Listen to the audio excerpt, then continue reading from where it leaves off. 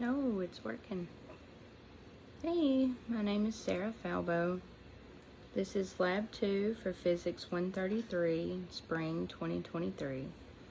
I had so much trouble uploading my last video that I decided to play around with my tech and maybe get it to do something a little easier. And maybe not upload it at the last minute while it's storming.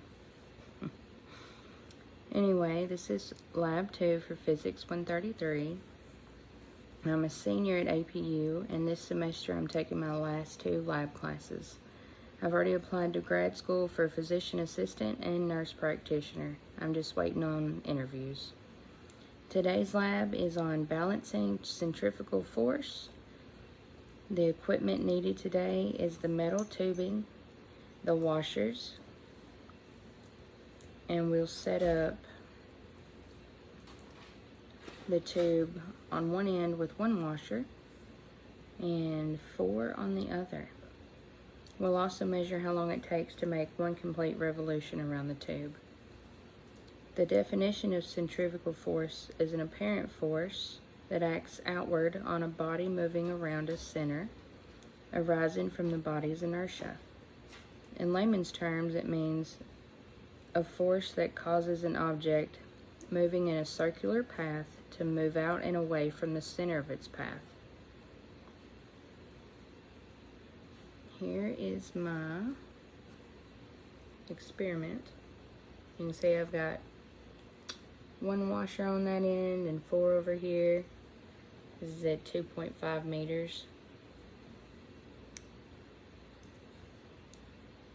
And this is, can you see it? Let me wiggle it around here a little. There we go. And that's what it's supposed to look like.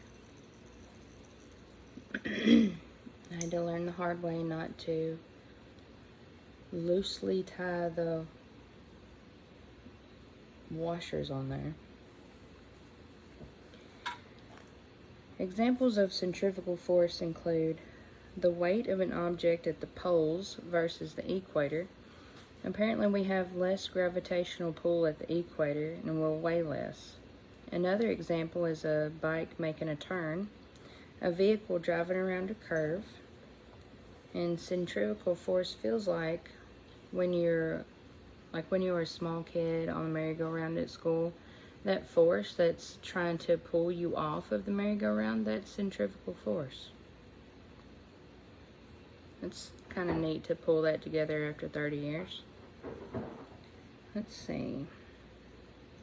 The force, I believe, that people go through when they fly their jets, the force that they experience, I think that's called G-force. It's a type of force, or this type of force can also hinder blood flow to the brain. That's just some neat stuff I come across when I was looking up centrifugal force and doing some research on it. But I've got my handy dandy notebook with my notes on it and charting for everything. Again, this is Sarah Falbo for Physics 133, Spring 2023, and this is for Lab 2. Thank you.